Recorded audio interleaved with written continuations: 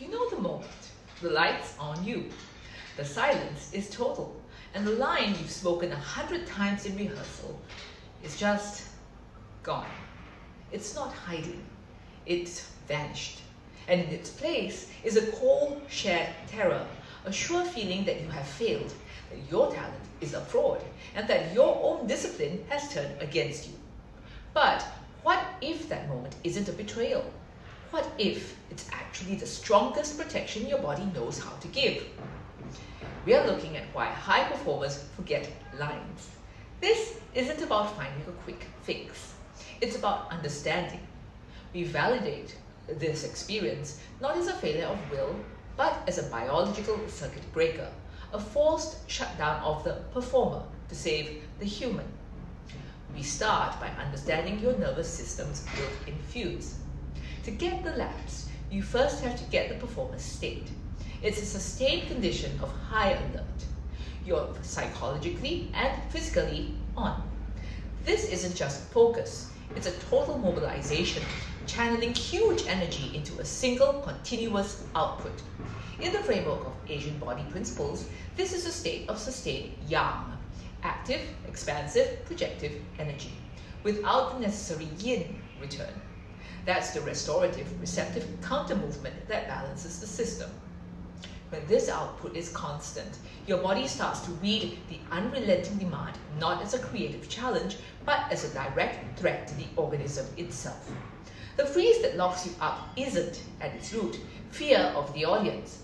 It's a neurological system overload. Here's the critical functional neurology.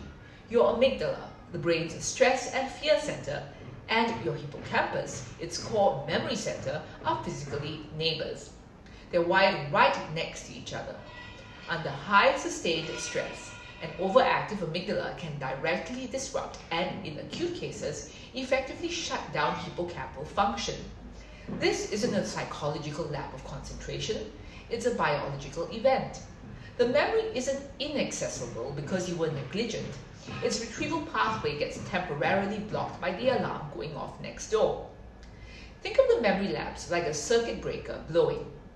In a state of perceived threat, the nervous system prioritizes survival protocols, the freeze response, over higher cognitive functions like pulling up complex memorized language. It's a functional consequence of the wiring. When the alarm system screams, the filing system goes offline. The lights go out in one room so the whole house doesn't burn down. But this mechanism often trips in a system that's already running on empty. The circuit is way more likely to blow when the entire grid's energy reserve is critically low. We have to look deeper than just being run down or having a sleep debt. To grasp the level of depletion a performer faces, a powerful philosophical lens from classical medicine can help. The concept of Jing, often called the primordial essence. This isn't a literal biological substance, but it gives us a strong metaphor for finite foundational reserve of vitality, a kind of savings account that all strenuous activity is drawn from. The performer's life, the irregular hours, the emotional output, the physical toll, the recoveryless cycle of giving makes constant withdrawals from this finite reserve. You aren't just spending your daily energy income. You're drawing from the principle, the savings you can't replenish with just a good night's sleep or a single day off. This severe energy deficit shows up somatically as a mind-body disconnect. You feel the split between intention and action. You know the line, you can see it, you can almost feel it, but the command won't translate into speech. From this ancient viewpoint, this happens because the memory center of the brain and the conceptual energy center of the body, called the kidney essence, are seen as integrated parts of the holistic system. Here, the kidney essence is the root of marrow, which in turn nourishes the brain. When this metaphorical reservoir is critically low, the whole system is strained. Higher cognitive functions, like recalling complex memorized language, become metabolically expensive luxuries. The overtaxed system can't support them, so forgetting your lines can be seen as a cognitive symptom of the somatic energy crisis. It's the mind showing the body's bankruptcy. The brain's stress response we just talked about is now operating in a power grid running on emergency reserves. This depleted, vulnerable state also creates the perfect internal landscape for a third layer to show up, the reactivation of past injury, where old wounds surface to hijack the present moment. This foundational depletion creates a vulnerable internal landscape. It's a terrain where past injuries can resurface with startling clarity. We need to understand trauma here, not as one big traumatic event, but as any experience that couldn't be fully processed in the moment it happened. This could be a sting of harsh judgment, a moment of intense pressure, a feeling of unbearable exposure. The energy of that experience doesn't just disappear.